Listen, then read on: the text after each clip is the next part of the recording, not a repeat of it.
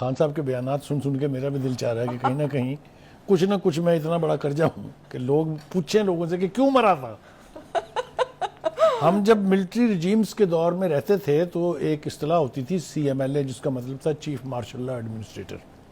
لیکن ہم جرنلسٹ جو ہیں وہ اس کو سرکیسٹیکلی کہا کرتے تھے کینسل مائی لاسٹ اناؤنسمنٹ.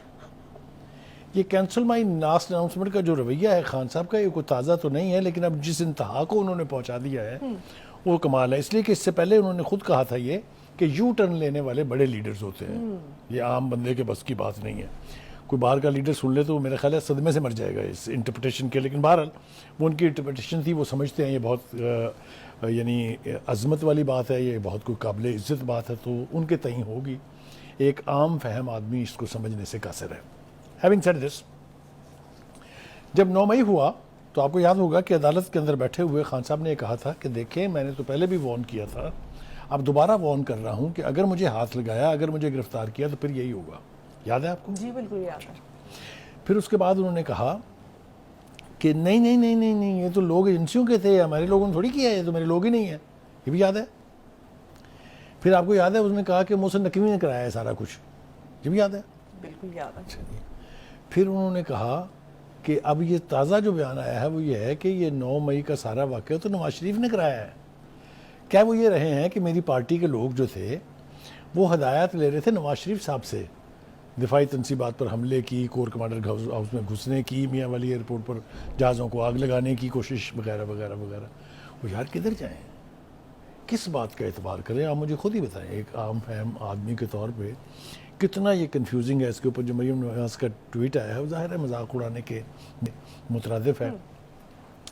اور یہ بات یہاں پر ہی ختم نہیں ہے، ایسے ایسے بیانات جاری ہو رہے ہیں اور خود خان صاحب دے رہے ہیں. مثال کے طور پہ آپ کو یاد ہوگا کہ انہوں نے کہا کہ میں نے تو شکل پہلی دفعہ دیکھی ہے بشریٰ بی بی کی نکاح والے دن.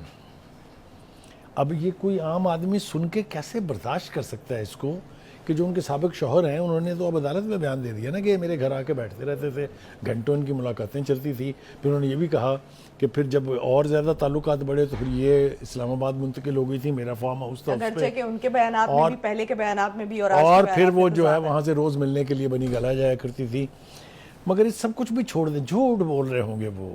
لیکن اون چودھری کا جو بیان آیا ہے اس نے کہا یہ درجنوں مرتبہ نکاح سے پہلے ان کو مل چکے تھے، میں اس کو ملوانے کے لیے لے کے جایا کرتا تھا اور یہ ملاقاتیں گھنٹوں جاری رہتی تھی. انہوں نے یہ بھی کہا ہے کہ بہتر ہوگا کہ خان صاحب اب اپنے منہ کو لگام دیں، ورنہ میں جب بولوں گا تو وہ شرم سے نہ منہ دکھانے کے قابل رہیں گے، نہ ان کو سر چھپانے کی کہیں جگہ ملے گی. تو بخاری صاحب، خان صاحب تو یہ بھی کہہ رہے ہیں کہ جو بشریٰ بی بی کے ساتھ کیا دنیا میں اس کی مثال نہیں ملتی. جی بالکل، انہوں نے جو کچھ اس کے ساتھ کیا واقعی دنیا میں کوئی نہیں کر سکتا، کسی کے ساتھ بھی نہیں کر سکتا کوئی یہ.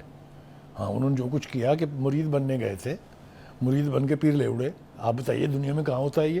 YouTube پر گوگلی نیوز دیکھنے کے لیے youtube.com کی سرچ بار میں googly news T V type کریں. گوگلی نیوز کے پیج پر سرخ رنگ کے سبسکرپشن والے بٹن پر کلک کرنا نہ بھولیے. YouTube پیج پر اپلوڈ ہونے والی ویڈیوز سے باخبر رہنے کے لیے بیل آئیکن پر کلک کیجیے. آپ کو ہر نئی ویڈیو کے بارے میں نوٹیفیکیشن موصول ہو جائے گا.